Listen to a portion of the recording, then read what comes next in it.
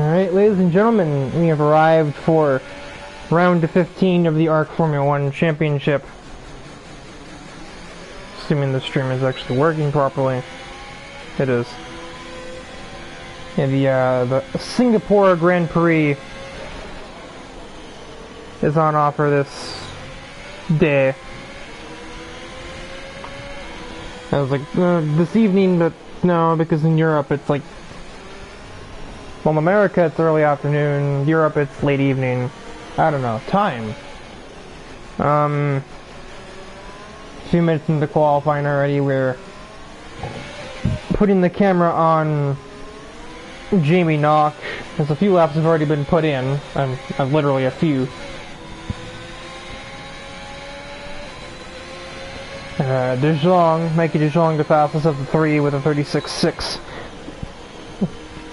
And that's an invalid for the Ferrari, and a curb, and that's a broken front wing, also for the Ferrari.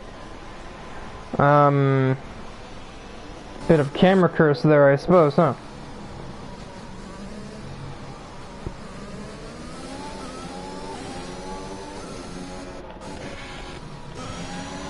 I expect track limits to be a bit of a downer in this one. They are weird. We're on a street circuit, but it's a street circuit where you can cut the circuit with ease. Because it's kind of improvised more than anything.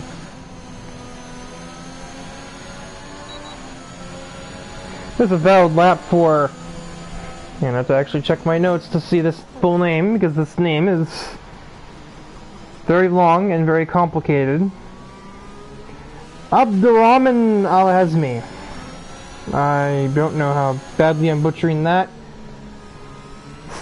This driver is from Saudi Arabia. He's making his ARC debut this week, filling in for a certain individual on NHRT Alpine. Currently, I guess he's filling in for Cameron Dowds or anything. Yeah, neither Dowds nor Lee Kelly are here, so the door is open for a more, not a more unique winner, because it's not like De Jong or Liam Craig would be new winners, but this is not Liam Craig. He's not even on the track. Who is worth putting the camera on? Oh, Matthew Stotts just began a lap. We'll do that.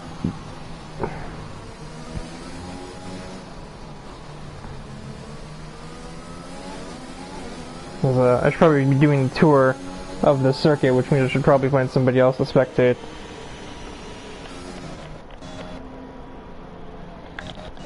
There probably is no one else who's just starting the lap. Oh, Luke Vlogger's ending one, so that's not gonna work. Oh, this is a start, so you need to turn one, bit of trail braking. Do not touch that curb too much, you'll either invalidate yourself or spin on it. The car likes to swap ends, exiting 3. You head up towards what I think is 4, and it's deceptively tight corner. And then we get up to turn the next corner, which is a deceptively shallow corner. You can really attack this corner. And we head to one of many slow speed corners on the track.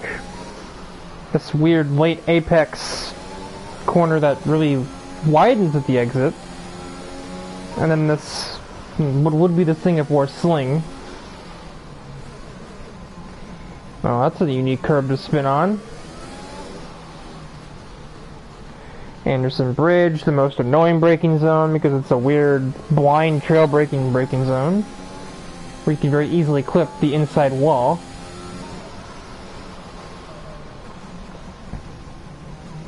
I think I can't tell if he's going fast or not. No, he's not. So he's sort of aborted that attempt. We go to the other Aston Martin of AJ Nickel to maybe close out the lap once he gets back to around where Lude Vlogger had his mistake.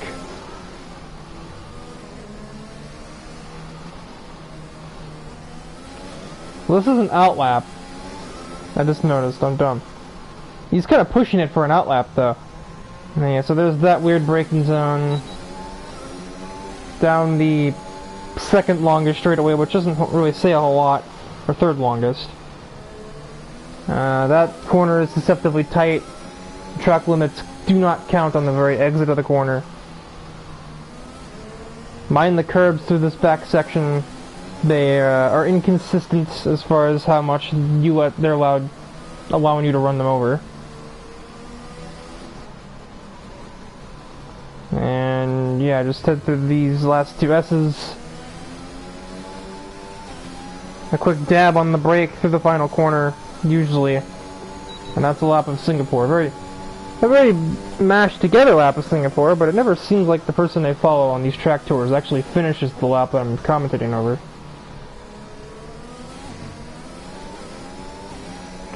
It doesn't look like there are handles on the halo of this car. It's totally unrelated. I should probably actually pay attention to the leaderboard of the session since, you know, we are qualifying here. Now, Hazmi is still provisionally on pole. It's an Alpine 1-2 at the moment, with De Jong not even 300th back. Bill Nowak in the Red Bull is third on the board right now, the only other driver in a 36 realm. Kyler Boggs, a 37.59. Kyle Mitchell, another debuting driver, the 37.6. Jackson Allman, 38.5. Rudenslager, 41.8, and Aston Lewis, a 42.6. Nickel got very close to that wall. I honestly thought he was about to smack into a barrier there, but he managed to avoid it. And then finally, Liam Craig is just like, I see your leaderboard and raise you a 35.8 on the medium tire. For reference, I barely run the 35.4s in time trial.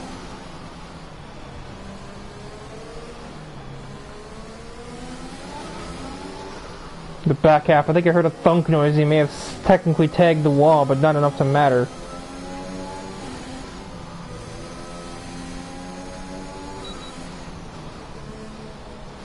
He runs a 37 flat. I think he tried to stop at the last second there. He and Boggs are finished their laps and they're both just waiting for the other to pass. Yeah, so we have the debut of Abdurrahman Al-Hazmi, Kyle Mitchell, and Colby Luca making their AF1 debuts in this race. And another notable thing is that the this field is made almost majority out of reserve drivers. Billy Targi makes his long overdue return to ARC in this event as a reserve. Jamie Knock is a reserve this week. Matthew Stotts is. Aston Lewis is. Bill Nowak is. Michael Ludenslager would be if he hadn't DNF'd from the session when I completely missed that. So, 6 cars in this race are reserves out of the 15 that have started the session. That's like 40% of the grid are people that should technically be in AF2.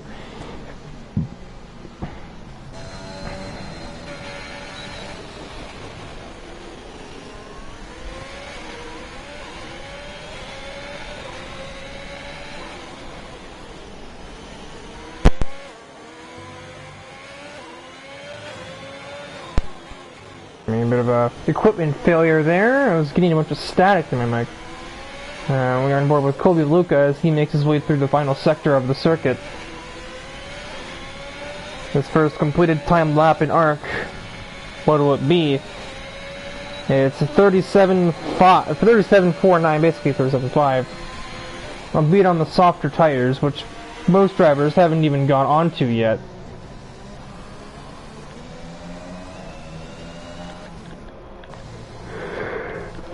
Some people are making a bizarre number of laps on one set of tires. For example, you've got Billy Targi here, who's run 5 laps on these soft tires. I've heard of installation laps, but that takes that to a new extreme. Because there's a stricken Aston Lewis sitting on the exit of that corner. I think there'd be, like, what, 17 there?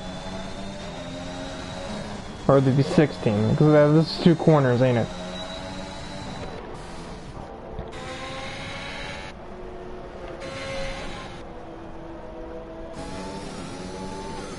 Jake Nichols on his way around for the second attempt. A tag on the wall, but okay, yeah, he's going to abort that attempt. Has he's on an outlap. Jamie Knock apparently ran a decent lap while I wasn't looking. He ran a 36.46. Puts him third on the board, and he's attempting to trash the car on the in lap. Liam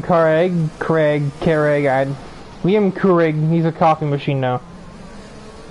He's on an out lap. He'll be one to put the camera on when he makes his way around.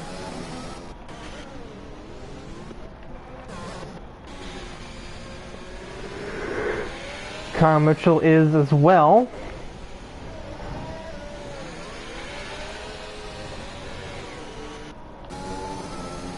Matthew Stotts is actually on a lap. I didn't even notice him down here.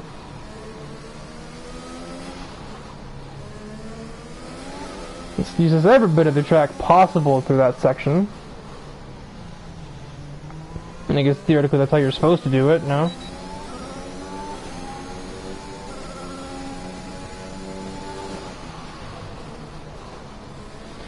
A purple sector 2. Well, I know this game likes to lie about that, so I'll believe it when I see it, especially on the medium tires. Now, at the wall, don't do that too often, obviously. Well, there's a wall again, don't do that too often. Mikey DeJong retires from the session.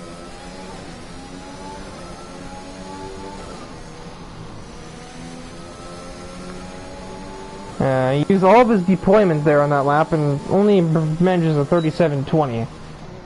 Not a huge gain, all things considered.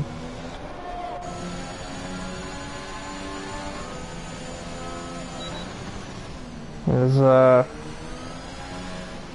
Al Hazmi has begun his lap. Liam Angelo has aborted his lap.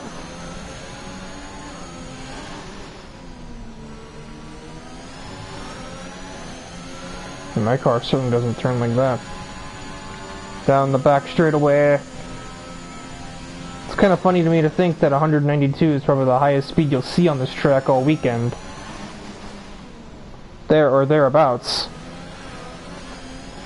As allegedly the session timer is running down pretty quickly, so yeah, a lot of the guys that are on their out laps seem to be beginning their final run at the circuit.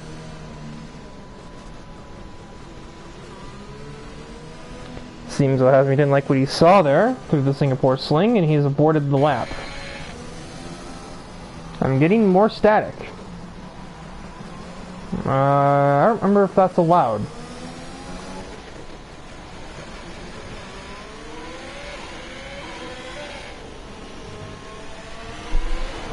I think I'm going to change controllers quickly, because this one is having a melt like that.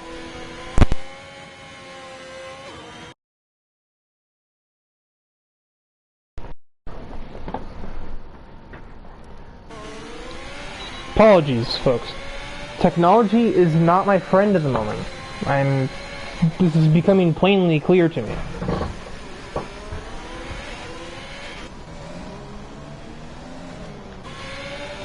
So let's get a new perspective. Billy Tarji has retired from the session after running 6 laps on a set of soft tires. I'm not entirely sure I understand what his game plan is there, but I guess I don't need to know.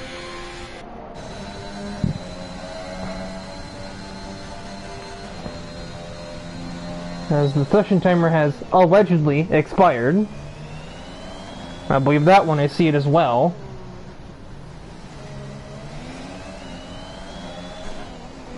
But there are a lot of drivers that just began their laps at the last moment. And a couple, namely in the form of Jamie Knock, who didn't begin their lap at the last moment at all.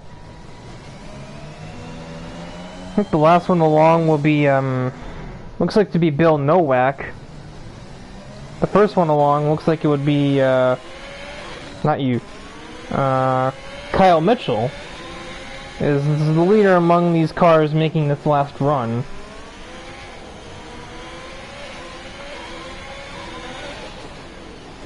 Although he is completely out of ERS, as Kobe Luca has retired in the Anderson Bridge zone. Could use the AI of, it looks like he may have found that inside wall going across the bridge that sticks out just enough to catch you out. Don't know if that was much of an improvement for the Alfa Romeo driver there. It was, however, an improvement for Jackson Altman, as Bill Nowak absolutely totals his car. That was very admittedly jarring. Aston Lewis with a 36.7 on the mediums. And, oh, I'm actually synced up with the session for once. Unfathomable. This is an anomaly.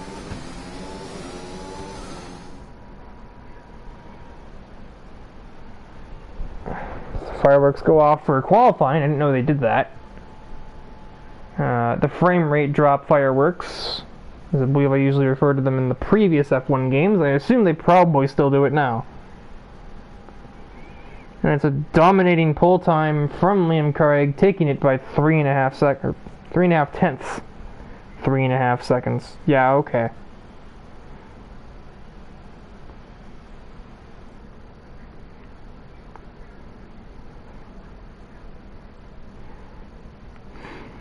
Now, much to my surprise, and to the surprise of, I'm sure, at least a few of the runners tonight, no rain forecasted in a place like Singapore, where rain is practically a given to a certain extent. There is none.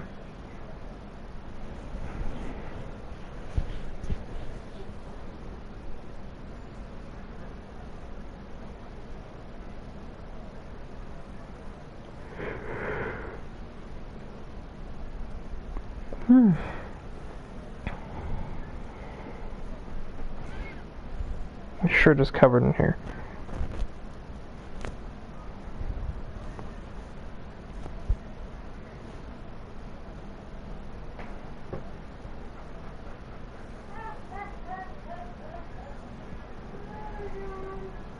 Something inconceivably funny upstairs. Just try your best to ignore that. I can't do anything about the background noise of a living thing. And we're still waiting. There we go. The game has awoken.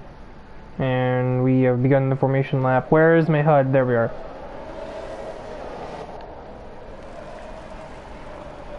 And so, this race is grid order. Liam Angelo Craig for Mercedes sticks it on pole by 3.5 tenths, not seconds. Followed by both the AlphaTauris of Kyler Boggs and Jackson Altman. I didn't even notice Jackson Altman must have run a real barnstormer of a lap. Micah De Jong, P4. Jamie Knock, P5. I have to remember which one's Jamie, which one's Craig. Abdurrahman Al-Azmi in 6th place. Again, if I'm butchering your name, apologies. I've never dealt with anybody from not Europe or America in my life. So, or North America anyway. I'm pretty sure I just saw contact there, but the game has chosen to ignore it. Aston Lewis, P7, reserving for Merck. Michael Ludenswager reserving for Aston Martin, now qualifies his teammate. Well, I just remembered AJ Knickel is also reserving. So yeah, 7 out of 15 cars are reserves. Bill Nowak, 9th, who just left the session. Kyle Mitchell in P10 on his debut. As far as I'm aware, that's awkward looking. AJ Knickel, P11. I guess it's not bad if you wanted choice of tires. As you look at the tires that everyone has selected, and it is a very diverse cast, as rare as that honestly is nowadays. Matthew Stotts starting 12th, Kobe Luca and his, I don't think it's not his ARC debut, but it's his AF1 debut. Ethan Fonseca 14th and Billy Targi 15th.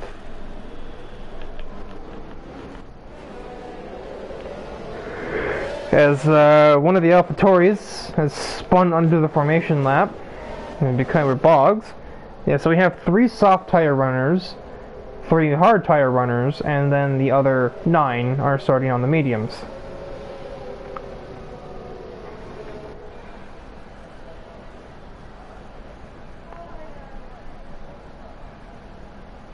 That was oddly synchronized from the AI. Shouldn't really be surprised, but I am.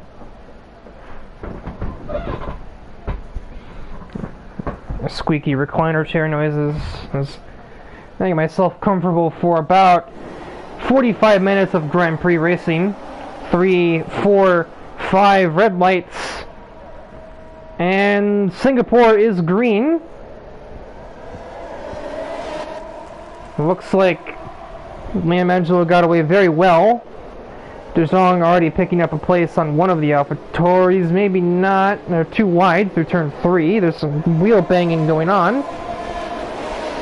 And that has cost Altman a little bit in that whole scuffle. A little bit, a lot of bit, actually. He's down 3 places already. Bill Nowak, I believe, has not returned to his car. So his AI has lost in many positions. So it's not the start that Jackson Altman was looking for. Look at this detail, though. It is the start that Michael Ludenslager and Hazmi were looking for, among others, further back.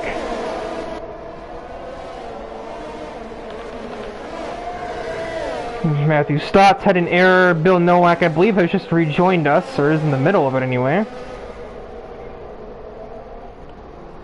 As this car is currently attempting to leave our plane of existence.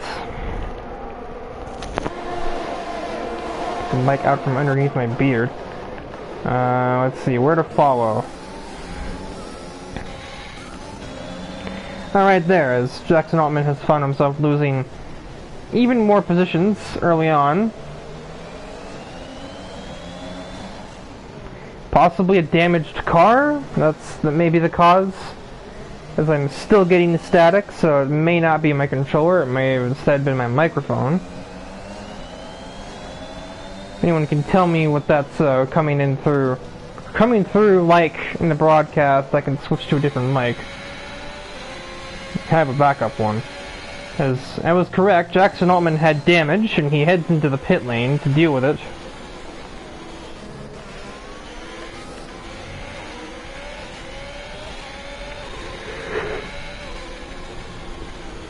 Kobe Luca, I missed a letter, has had a decent start. He's up into the points already, 3 places from where he began. And the field is already spreading out pretty considerably, as is usually the way of Singapore.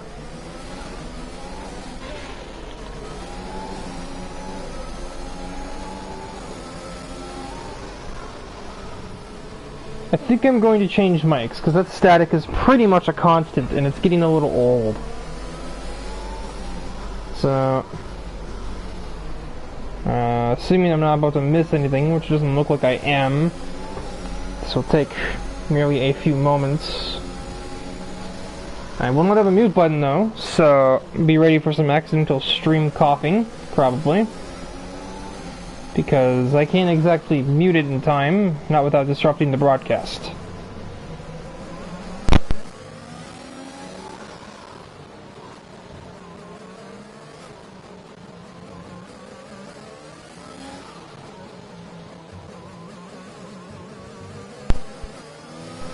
Isn't technology just amazing? I definitely love when technology actually works and doesn't create endless static as I'm trying to perform professional racing commentary.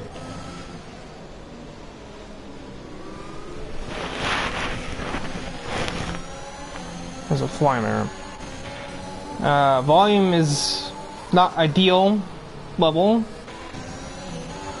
DRS was enabled recently, and it's already been activated by Mikey De Jong. He's catching right up to that AlphaTauri. 10th and a half back, sending it into 5. Forces Boggs off the circuit, and he'll allow the AlphaTauri to return back ahead.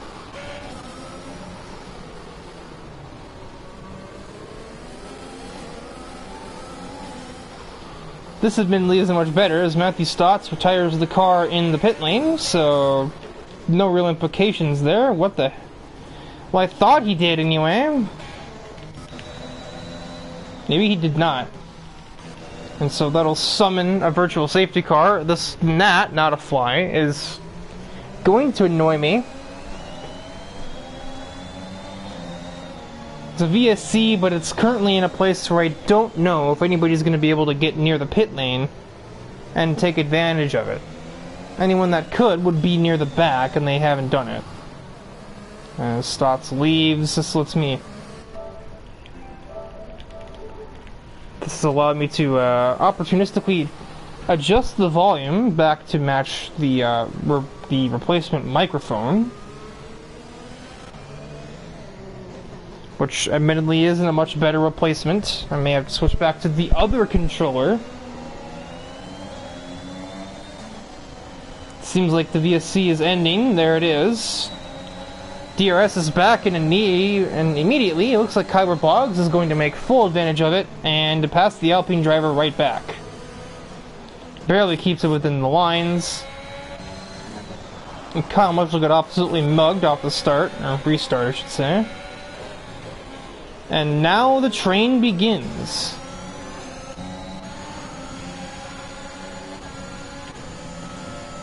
Heading back up to what I believe to be turn 6.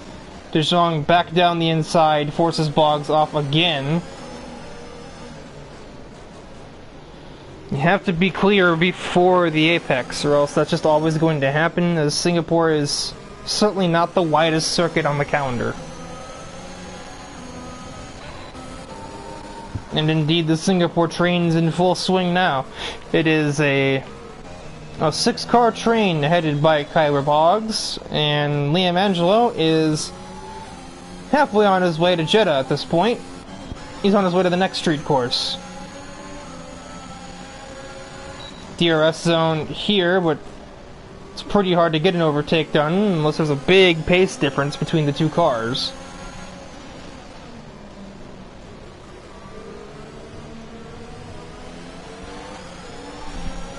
As my microphone continues to tick me off.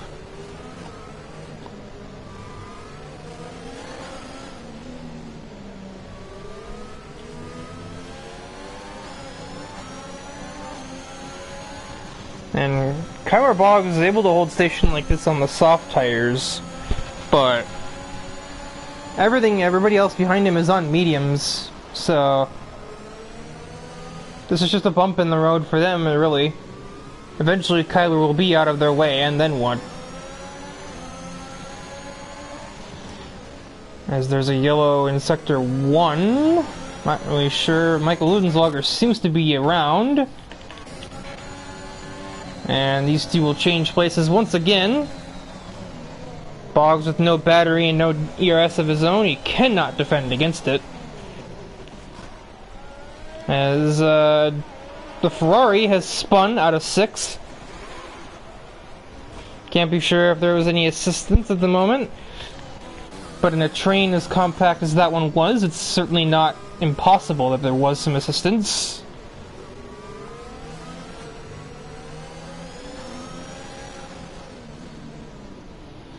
Singapore is usually a slow burn race. The earlier stages of the races are usually not that intense. It's when we get later on and tire strategy seems to rubber band everybody back to one another. That's when things will get toasty. For now, just enjoy the DRS trains and the haphazard pseudo overtakes that only last for about a lap or two before they're rescinded.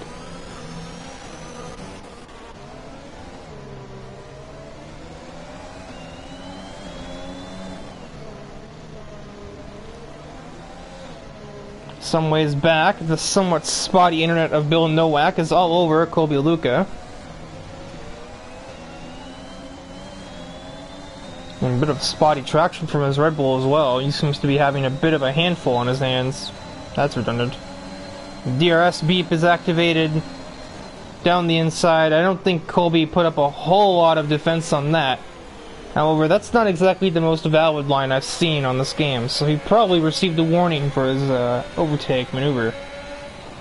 Not to mention, here comes the DRS zone. Can Colby attempt to take it back, but he didn't really get the best run out of 4. So that is going to be a no. As look back near the front, at some point Apollo Aston, or Aston Lewis, I kind of mind blank there, got ahead of this Alpine driver. This train that was once 5-6 cars has been shrunk to merely 3.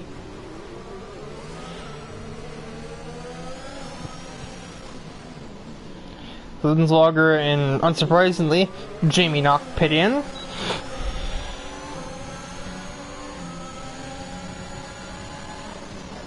Aston Lewis has a half send down into this corner, but sold nada.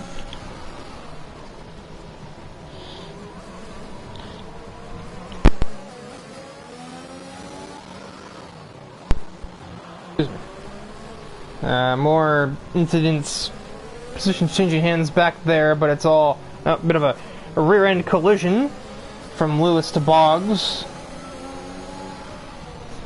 There's the bug again. It's a weird final corner for Lewis that'll eliminate his chances of an overtake here pretty effectively. You have to wait till the back straightaway, or the secondary straightaway, really. It's not really a back straightaway because it's like the side. Circuit terminology is weird. DRS again, but not a whole lot of battery in the tank for either one.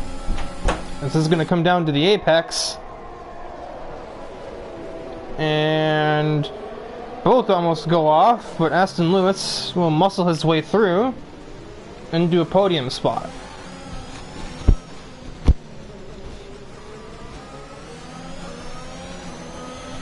Fonseca becomes the second driver to pick up a penalty. I seem to have missed when Billy Targi did the same.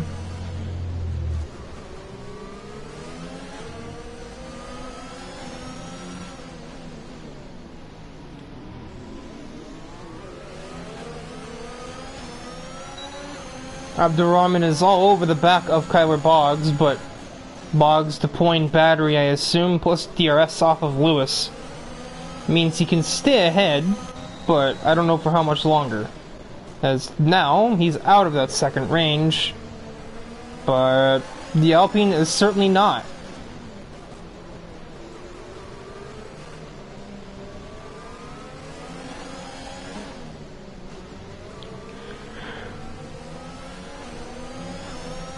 What'll happen going down towards turn 1. Boggs gets the better final corner. And Osmi is not even on the battery, so it seems they never intended to make the pass there either. Suddenly AJ Knickel finds himself also a part of this battle.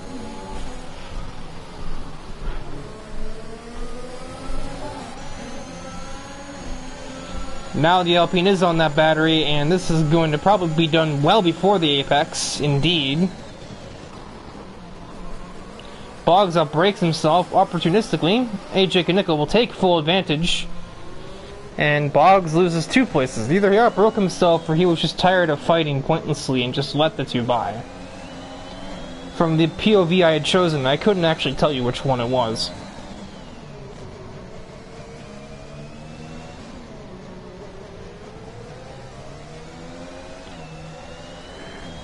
I believe the tire life of these softs is sort of beginning to come to a close, it would be safe to say.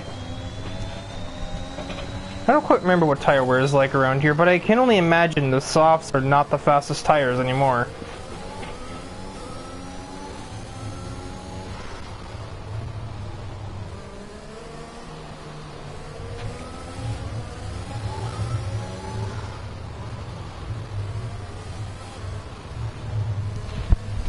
Knickel has the advantage of things like DRS and the like, as Mengel makes a very early pit stop. No damage, so that's not the reason. I'm not really sure I follow totally. So saying, Al-Hazmi has the tire compound advantage. AJ has the advantage of being behind somebody at a racetrack in F1. That isn't Monaco, where you get DRS and slipstream and the like. But the Alpine pulled far enough away, AJ doesn't get any of that benefit. So that's settled and, done and dusted. Bill Nowak just throws it into turn 6, and Boggs is just getting just on a chain reaction going on as he continues to go further down the order. His tires clearly past their life expectancy, as there's been severe collisions ongoing back here, which I kind of be a bit confused about, because I don't know if that's the best pit intro I've ever seen, I'll be honest with you. And even the game didn't like that. And Kobe Luca has lost it coming out of the final turn. I'm not really sure. The game seems to claim that something happened with these two, but obviously I had my camera on the wrong part of the grid for that. I wish I had a replay function like they do in real life. That would be really convenient right about now. Like, why can't I have a replay or a spectator cam flashback? As Bill Nowak has found an inside curb in the final sector, thus giving Kyler Boggs the position again.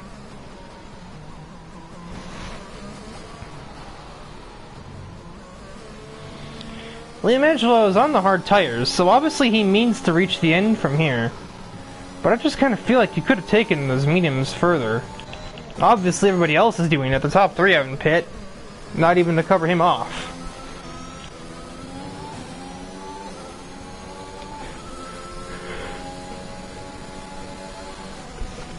In an ironic sense, I don't mind being AJ right now. With where he's running, and he's got the sort of strategic high ground being on the hard tires. He can go...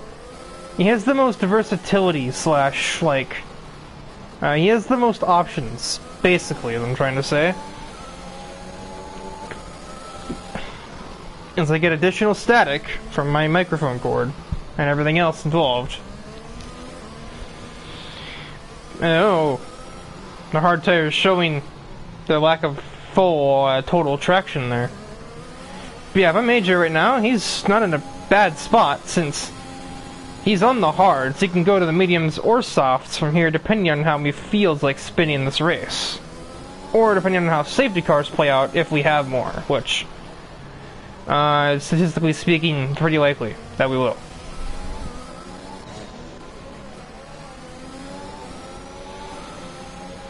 As Liam Angelo now gets the pleasantry of following a vehicle on much more worn tires through the slow section of the circuit. Can't be exactly sure how much it's slowing him down, but it's certainly not helping him go any faster.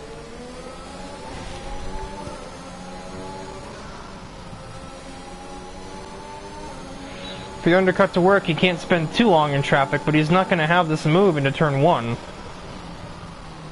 He didn't really have the last couple of corners that the Red Bull had. Plus, it appears the Red Bull has begun to surge a little bit, which makes following behind it even more sketchy. Down the secondary straightaway, and that's about as easy as it gets. DRS and ERS working their magic.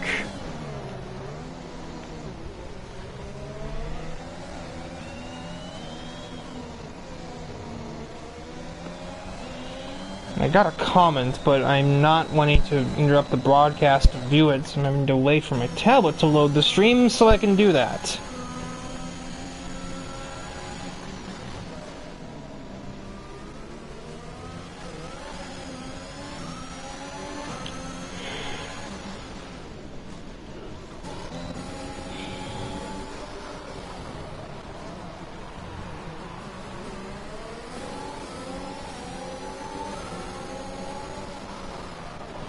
That's a weird passing zone, but Liam Angelo gets it done through the, I mean, I guess it is a braking zone, it does make sense, it's just not typical.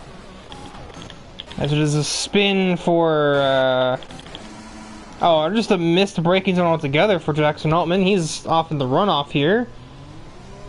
Also, the comment is apparently from Kobe Luca, who's saying he's got some rear wing damage and is lacking any sort of meaningful grip. As now the first major cycle of pit stops has commenced. Kyler Boggs in the first crew along with Aston Lewis. That was what?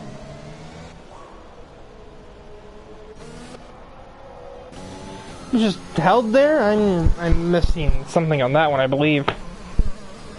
As Jackson Altman grabs himself a speeding penalty, that's not ideal. Due to the crowd and disdainment, I believe.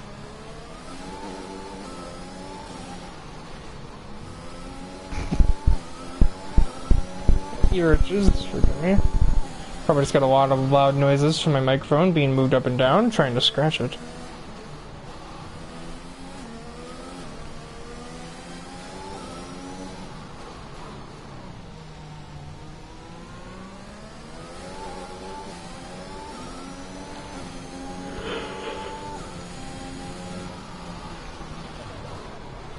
Looks like, this race is pretty spread out now. We've got ourselves basically, almost a bit of endurance racing on our hands. That's what Singapore pretty much is for the F1 calendar. It's like an endurance race. It is sort of by average length, average race time elapsed, probably the longest on the calendar. Rivaled only by Azerbaijan and Belgium, really. As that round of pit stops has come in. De Jong and Al Azmi. Two Alpines double stacking, probably? I'm not exactly sure. Still to pit are Ethan Fonseca, Bill Nowak, and AJ Kinnickle. AJ probably not coming in for a bit, since he's on pards already.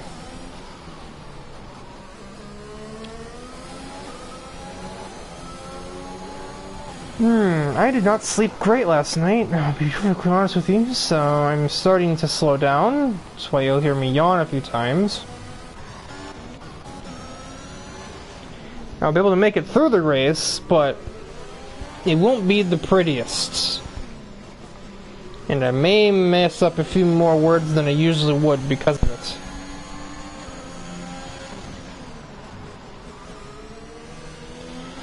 As we have some vague concept of on-track action brewing.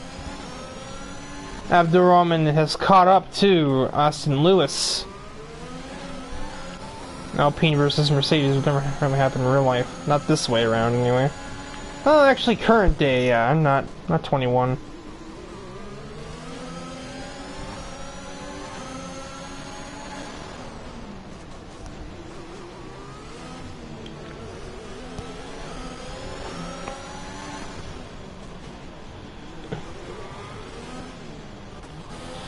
Another brewing battle, never mind. I was going to say Fonseca has caught Nowak, but Nowak is in the pit lane, so forget about it.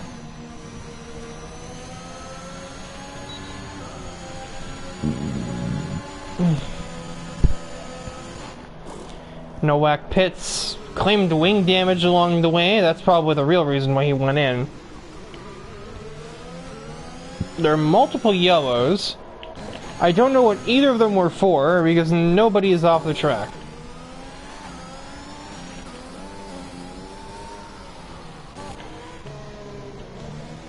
Oh.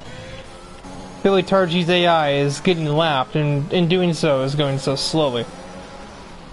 As there is the move done by the Alpine driver on Aston Lewis through turn 6, question mark.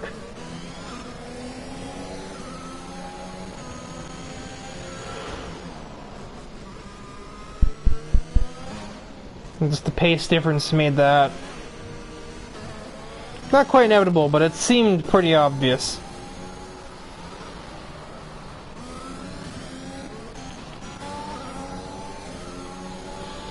And now everything is really spread out. Now that Abdurrahman has sort of shuffled back to whereabouts you should be on the running order right now. Once Fonseca goes in, the pit cycles will be completed as Jamie Knock retires, and that is a terrifying spot to see a destroyed Ferrari. Seems he may have turned in too early, and that has created a major bottleneck. Billy Targi has claimed a speeding penalty and is retired from the race as a result. But despite the locationing of where that Ferrari has DNF, the game is electing to not put out a safety car, which is kinda weird, I won't lie. I've seen safety cars be tossed out for much less obstructive vehicles than that, I'll say that much.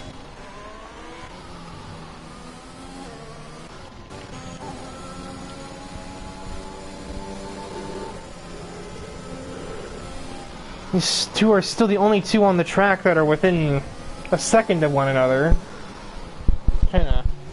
That's sad, but that's just like, you know, kinda not ideal.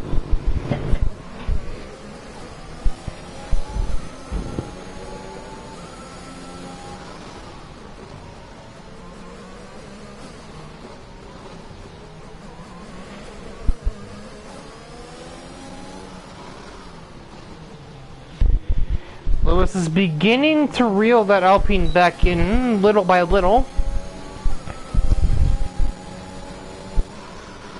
The difference in tire wear between the two is marginal. It's a one-lap difference, and hard tires don't exactly wear all that fast, obviously, so... I don't think the tire wear is the difference maker here. I think it's the driver's speed more than anything. Driver's speed, and then obviously the reduction, or DRS and the ERS. Always are a factor in pretty much anything in this game.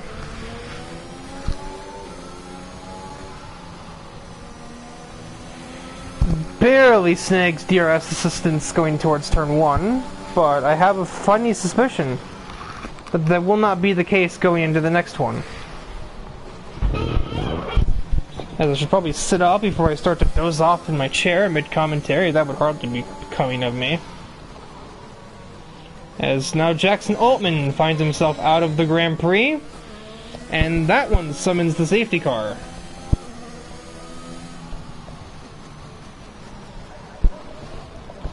It would appear he is understeered at that corner, number unknown, and just planted his front left tire into the barrier. That'll do it.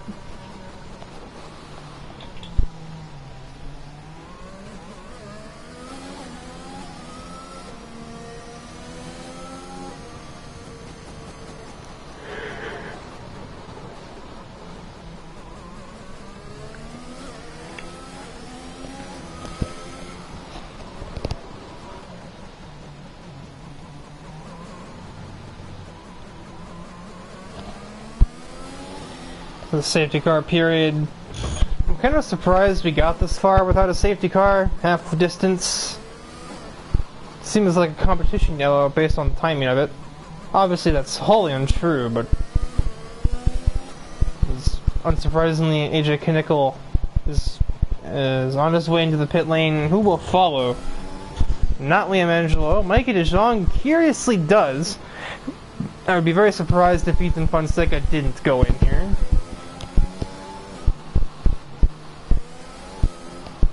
Bit of a weird interpretation of the pit line as I have to continue scratching my ear.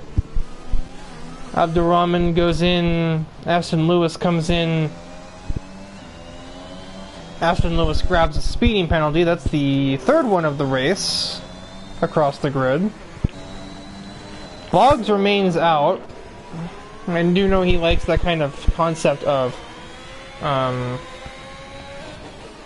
preferring track position over being in the back with all of the madness.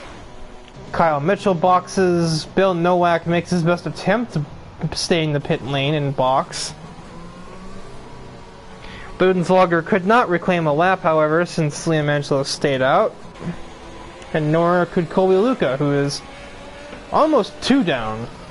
No, he is 2 down, actually.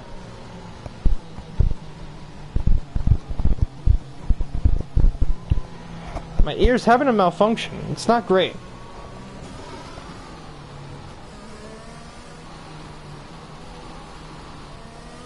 So now this is the true nature of our net positioning here is Kyle Mitchell retires.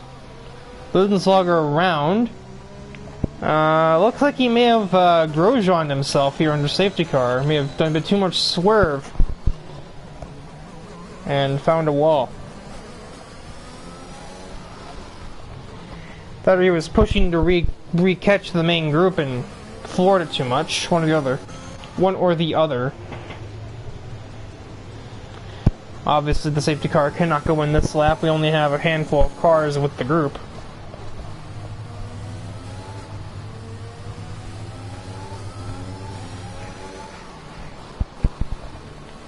I really wish my microphone wasn't in the ear. That is constantly itching. I may just switch them around.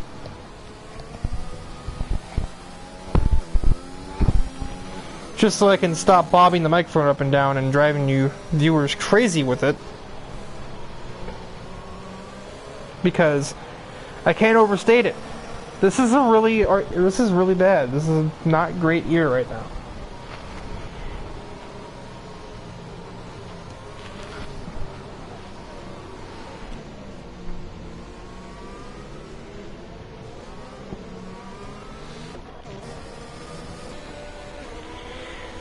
So at this point, by merely surviving the race, you will be guaranteed to score something, as there are only 10 runners in the running.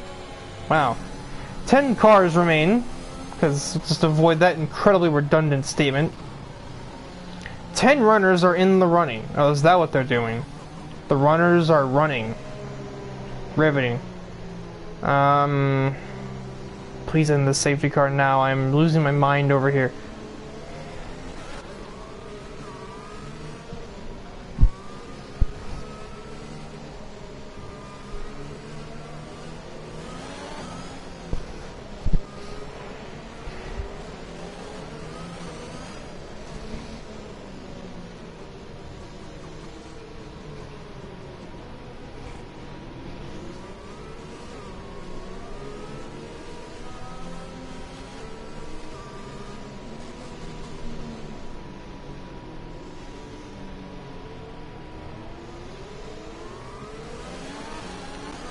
As I do believe the safety car can probably go in this lap.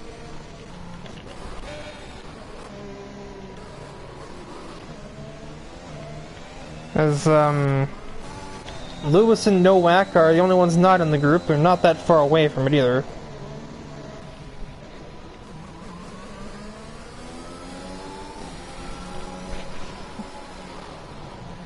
And yes, it is. It's hardly even waiting for them to catch it either.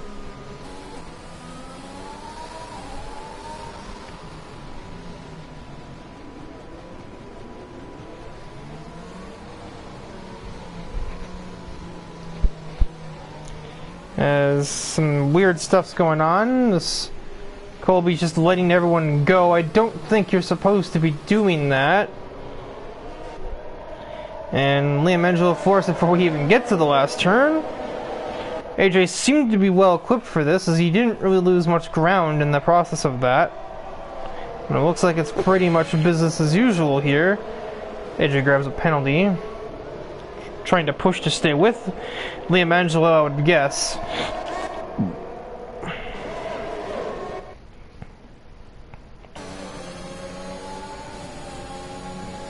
Can the slipstream alone carry the Aston Martin to a passing attempt? No, it cannot. It will not do this for anybody, as a matter of fact. And there will be no overtakes on this initial restart whatsoever.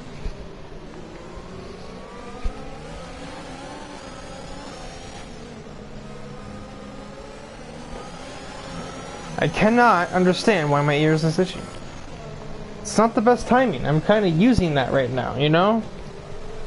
Bug me later when I'm just trying to, like, lay down or watch a YouTube video.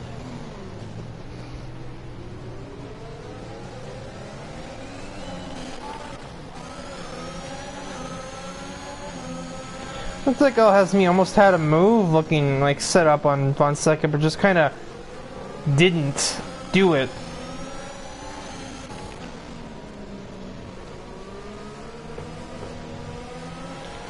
Mike has further difficulties attempting to process the audio. It seems to always happen in the second half of the track. It's where it always starts.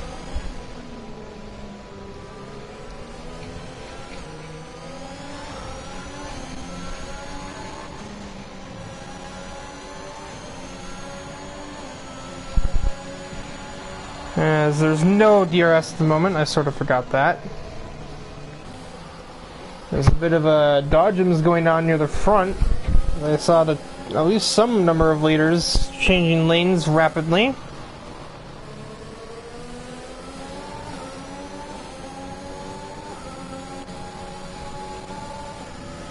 That's quite a run for Knickel. Does he send it? Liam Angelo goes defensive, and AJ tries to sneak on the outside but cannot yield much. Oh my god, De Jong is just staring that Honda down and just punts it through that corner number. Boggs just squeezes him a little out of the way. That's sort of like a, I didn't like that message, I would say delivered message there.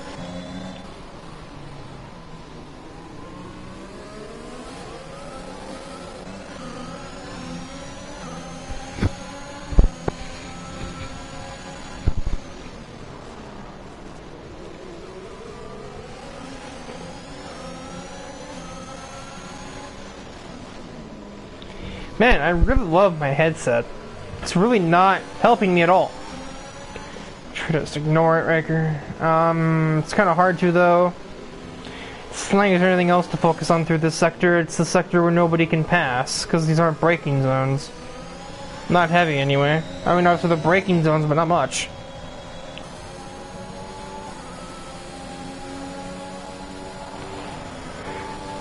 DRS is now available. So AJ needs only a decent run out of 4 to have a shot at the lead, at least on track.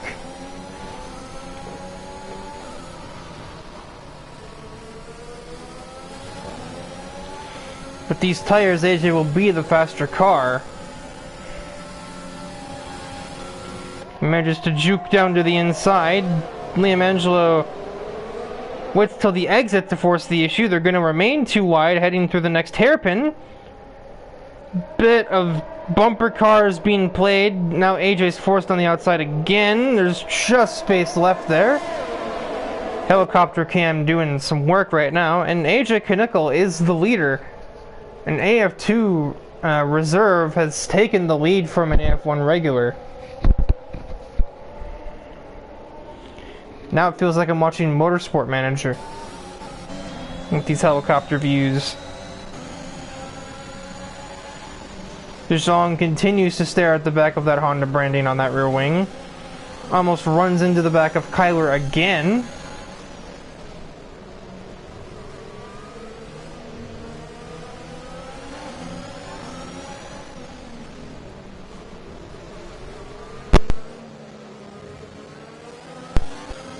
Technology, give me a break.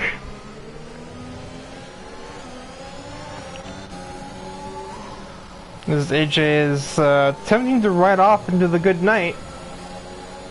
Not quite so simple. Liam Angelo just has DRS. Only barely.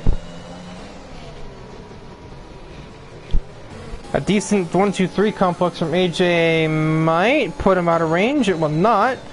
These two will be too wide. This is an awkward zone for that, and that's about as much as I expected. The track will sort of concertina you there if you try that. Spun Kyler Boggs all the way out. Fonseca wants to take advantage, but he's not within range. Being that I switched to broadcast camera, I'm not really sure who to put the blame on. I'm sure Stewarding Riker will be able to figure it out for himself in the future, but for right now, I don't know.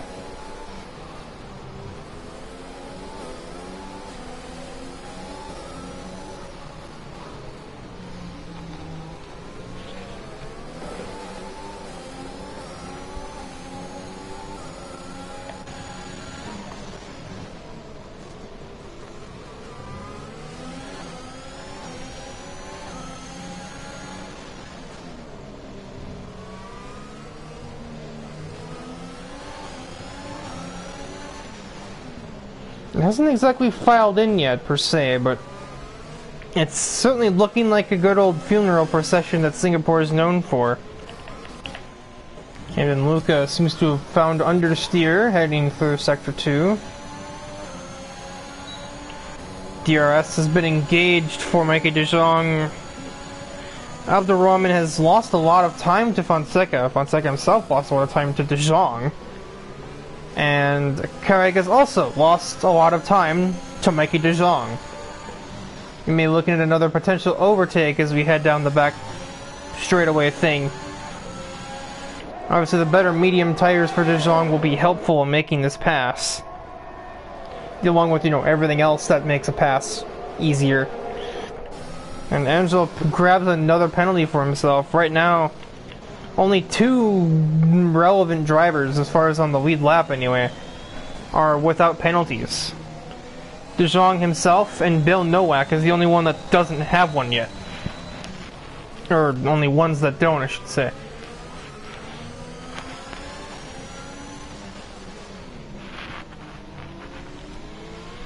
Zhang's ready to capitalize on this fact. He's quickly caught back up to AJ once clearing the Mercedes.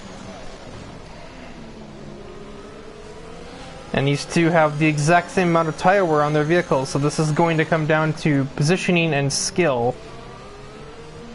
And just general pace, really.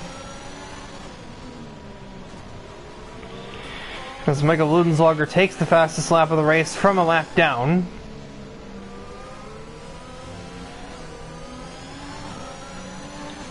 Not the greatest chicane for De Jong that puts him on the bit of a back foot against the Aston Martin driver ahead. He obviously won't be anywhere near making that pass into 1.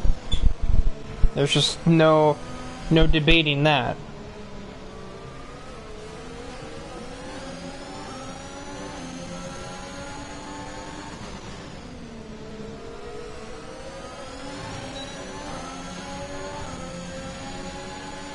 DRS, ERS, slipstream, better exit.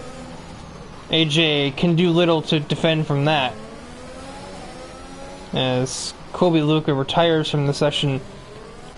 I don't know if that was an intentional crash, I was not over there to look. But it has summoned yet another safety car, so we'll have a last minute restart with just a handful to go. If they can hurry up and get to the Alfa Romeo's crash site, I can see. Attempt to diagnose cause of death. Never mind, we didn't get there in time, we'll never know, but that's a reasonable crash zone. You could easily clip that inside wall on the bridge. I've done it before, more than one occasion, even once in AF1. That wall right there, that sticks out funny. It sticks out a little bit and over the white line, I swear.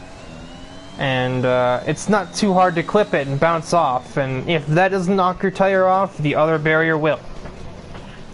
So, who has the nerve to grab a set of soft tires to run these last handful of laps? Obviously it's going to be a game of lemmings. If Mikey De Jong does it, I have a feeling that just about everybody will.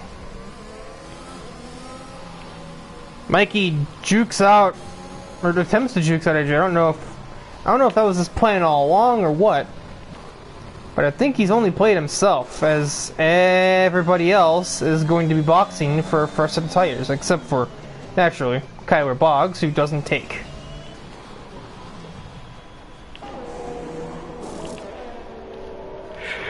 Some mediums going on, presumably because they're out of soft tires, which is not the greatest for those drivers.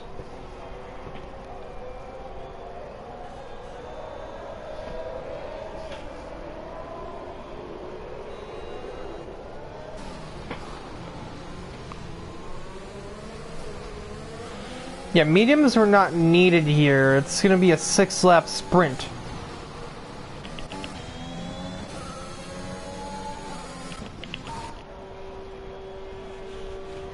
Seems like everybody except for Aston Lewis should be able to get to the safety car before the end of this lap, but even if they can, I don't know if it can come in this lap or not. I don't think it can. So it'll actually be a 5-lap dash to the finish, not 6.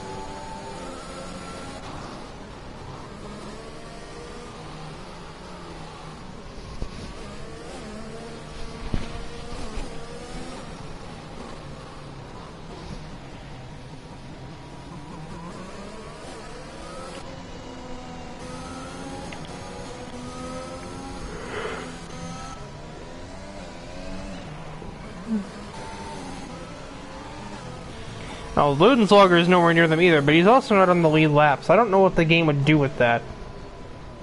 Oh, goodness me, Boggs.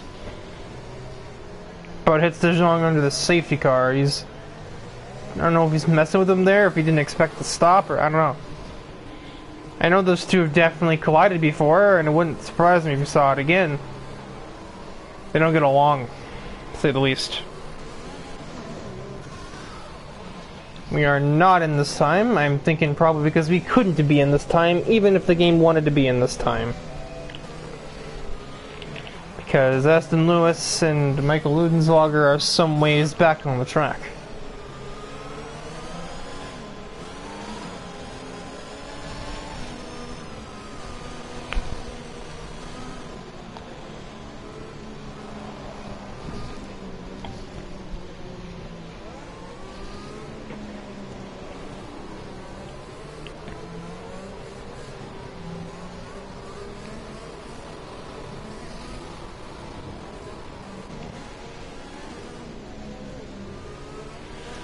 I think Al Hazmi just got screwed by safety car AI. Or maybe they... Oh no, the game managed to correct it. That's actually kind of rare that actually happens.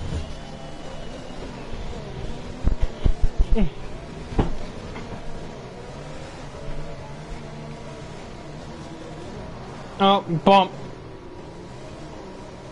A bump from Nowak to the Alpine. That's probably damaged the Red Bull. That is probably damaged the Red Bull. That is probably not English. Ludenswager is done. He needs a GPS or something. Will the safety car go in this lap with or without Ludenswager? I feel like it might do.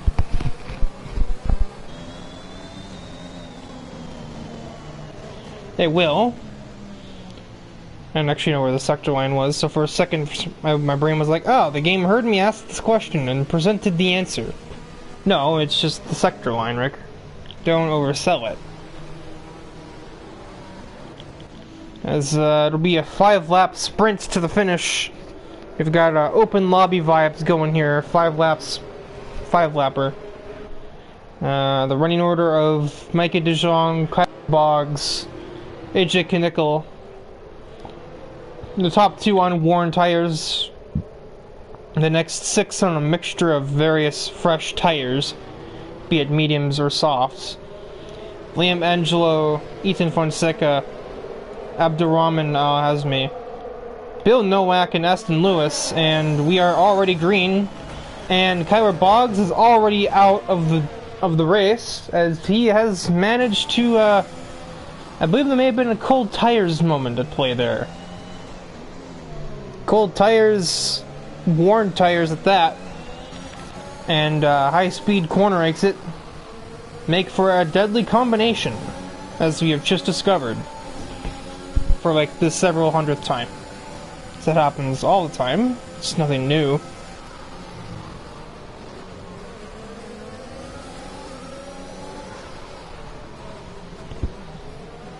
Yes, Angela's almost pushed himself to the limit just there.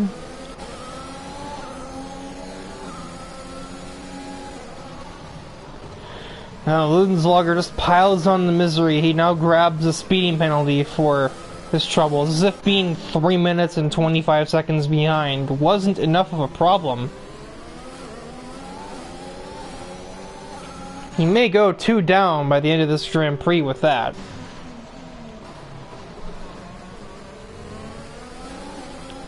AJ with the purple sector 2 on a restart lap with dirty air. I don't know about that game. Well, then again, new soft tires, so maybe. It's hard to be sure.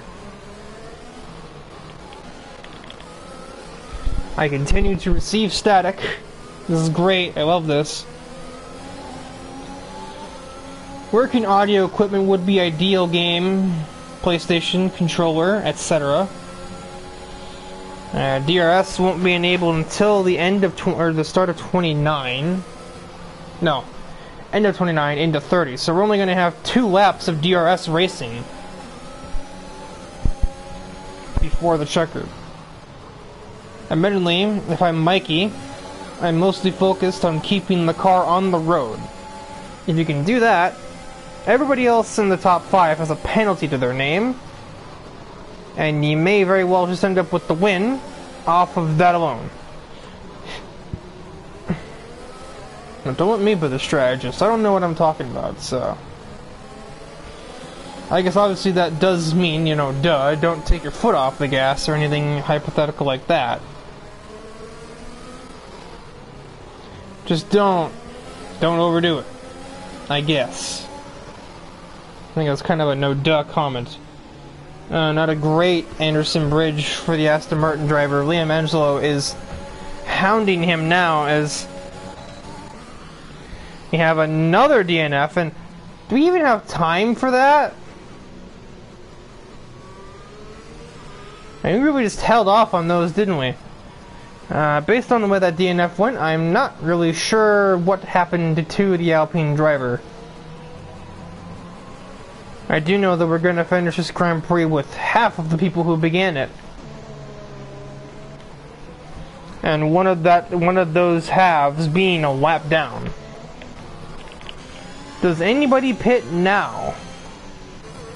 Mikey certainly doesn't. Fonseca does. And it appears he's the only one that will.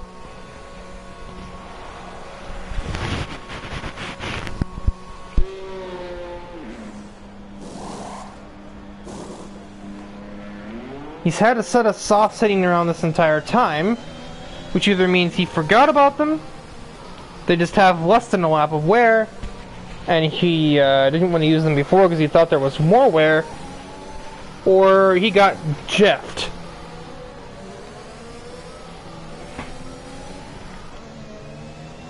What is happening up here? Oh my, oh my. The Red Bull is attempting to leave our plane of existence again. I think the safety car has to go in this lap, right? Because, like, we can't restart us with one to go, and we can't end under it either. So it would have to restart us here with 2 to go. Even if Ethan Fonseca is going to be nowhere in range by that point, I don't think. And Ludenslager certainly isn't either, with where he is on the circuit.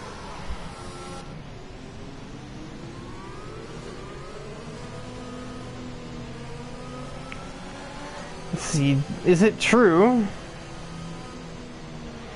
Yeah, the game has to send that in now. Having said that, Fonseca will definitely be there in time. Michael Ludenslager won't be. But it will be a 6-car battle for the win.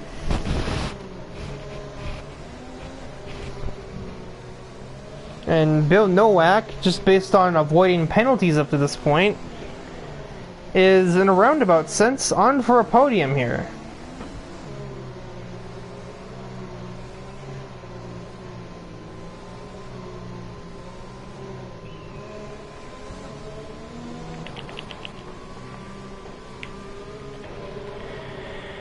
One last restart to end them all. He held it back right up to the turning point for the last turn. Sounds redundant again.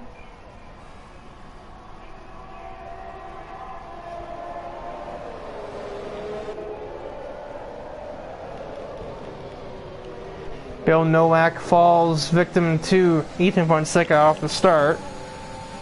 Other than that, pretty much abstaining here. And now he finds himself briefly alongside Aston Lewis, but not enough of a run to manufacture a move. Carrig dumping a move. Ethan Fonseca sent it through that corner, and he does get the move on the Mercedes done that way. Fonseca is on the freshest tires. I don't think anything other than a crash could lose Mikey this race in the span of the next lap and a half, though. But you can definitely challenge for second. Or maybe not, because he has 9 seconds of penalties, so scratch all of that. So he's racing for 6th. He's just pretending that he's fast. He's just pretending that he can win the race.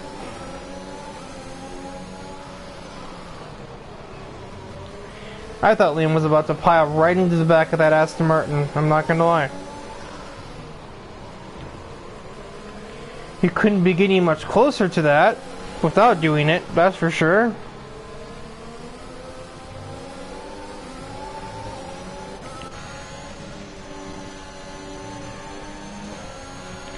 It isn't much of a lead, but it is a lead for Mikey de Jong as we begin the final lap of the GP. That last safety car means that there will be no DRS laps run for like most of the second half of the race, which right now, if I'm Mikey, that's the best news I've heard all day.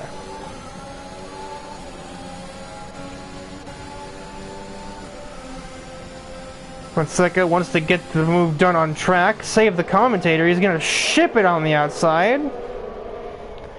Liam doesn't allow a whole lot of space, Fonseca doesn't care. Gets down the inside, but now he's on the outside. Ooh! Liam, I believe, hit the inside curb, almost put the McLaren out of business. Almost does so again just through there. And Fonseca is either forced to retreat or DNF. And nobody wants to DNF on the final lap of the GP, that's for sure. Well, nobody wants to DNF at all, but certainly not now.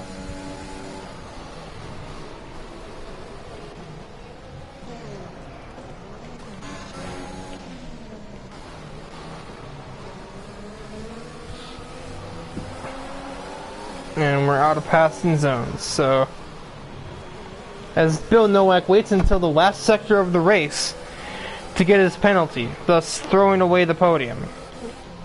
Although he might not have had it anyway. And through the last few corners, the winner at Singapore is Mikey de Jong. I synced that up with the wrong straightaway, or start-finish line, but it doesn't matter. So it is a victory for Alpine. Ija Kinnickle and Liam Angelo Carreg will finish the podium off, followed by the reserve of Aston Lewis, the reserve of Bill Nowak, and Ethan Fonseca, who's totaled his car. Michael Ludenslager finishes the lap down, but he at least can say he finished. More than half of the grid? Can't say that. He's going as slow as physically possible and still picked up a warning. Oh, hi, Ethan.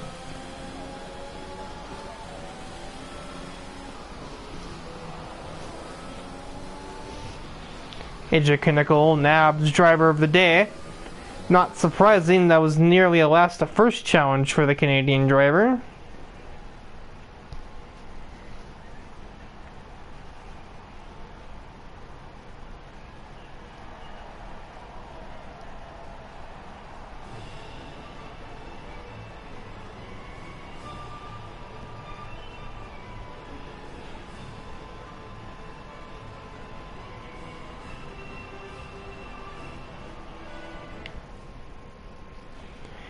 So as we look at the final results of the race,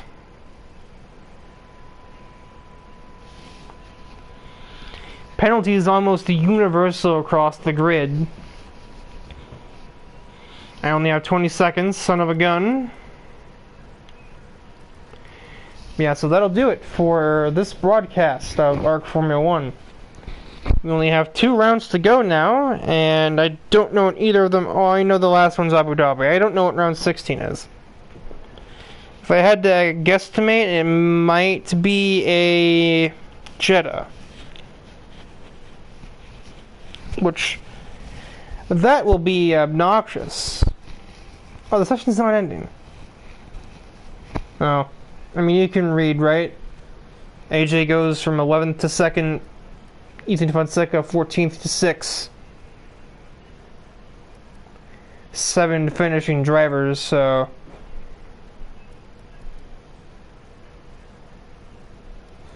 Mikey de Jong wins from 4th on the grid. But yeah, that'll conclude today's ARC Formula 1 broadcast. Next week, I believe, I have some reason to believe will be Jeddah, so may or may not be with you then.